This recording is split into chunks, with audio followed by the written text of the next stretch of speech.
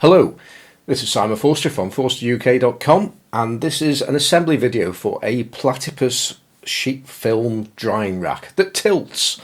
Okay, so firstly we have several parts here. We have a frame and another frame. This is actually the front frame, this is the rear frame, and the rear frame's got a number 1 on it as well. That's going to help us in a moment. Secondly, we have 3 dividers. These are what we call the standard dividers, 1, 2 and 3. Then we have a front touchdown divider and a rear touchdown divider. And then finally we have 10 screws, which are drywall screws and use a posi drive number 2. You can not posi drive, Phillips number 2. I dare say you could probably get away with a posi drive as well, but they're Phillips number 2.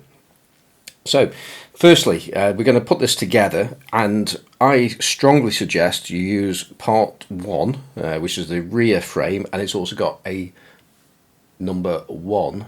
If that comes into focus, it's there. If it doesn't come into focus, believe me, you'll see it, and it's there. So, that's the first part, and what we're going to do now, you can pretty much do this in whichever order you like, especially on the first part. So, I'm going to start with the base of the base one, which is a standard divider, which is going to sit here, and I'm hold it in place, and with my thumb and my fingers, don't know if you can how well you can see that, but it's there honestly, and we're going to put a screw in, and we're going to take this to full tightness. Now when I say full tightness, it's a case of once it stops, it's tight. No need to over tighten these at all, because if you do, you'll actually thread the plastic, because these are metal, this is plastic. If you turn this too hard, it's just going to strip the plastic, so you can feel when that's tight. Okay, so I'm going to do the other 2 standard dividers, which work in exactly the same way. So I'm holding it together between my thumb and my 2 fingers there. Insert the screw. I'm hoping this is in focus enough for you, and just tighten. And sometimes this feels a little bit awkward. I've done many of these now, so I've got the hang of it, but there you go. So that's the second one in. So let's put the third one in.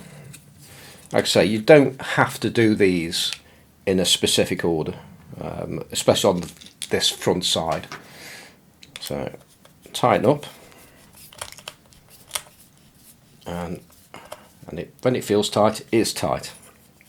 So we've now got our 3 dividers in there, and you would have noticed as well, it's actually impossible to put one of these other dividers into one of these slots unless it's the correct one. The next one I'm going to actually do is this is going to be the front touchdown. I could do the rear touchdown, but I'm going to do the front touchdown. And there's a shape on the frame and there's a shape on the divider, and they go together, and you can't put it the other way because it's proud against proud, whereas there's they've got to mate up together. So that goes in there. So get it into a position where you can actually hold the 2 together with one hand, which is there, and as before, exactly the same, screw in to tightness. Okay, that's tight, and then finally repeat with the rear touchdown. There you go. Okay, and it's the same again. So just get through to tightness. Now they're all tight, it's simple as that. Now put that down, and then we're going to do the second side, and this is the side that doesn't have a number on it. And the way I like to do this is I'll put my thumb over the base part, which will go to the base divider, which is one of the 3 standard dividers, and I'll hold it over so it's tight, and then I'll put the screw in, but I'm not going to tighten this all the way. I'm just going to make sure it's holding it, and it's almost tight, not quite. It doesn't really matter which you do first, just don't tighten it. And then, where are we? There we go. In it goes, almost tight, and then finally,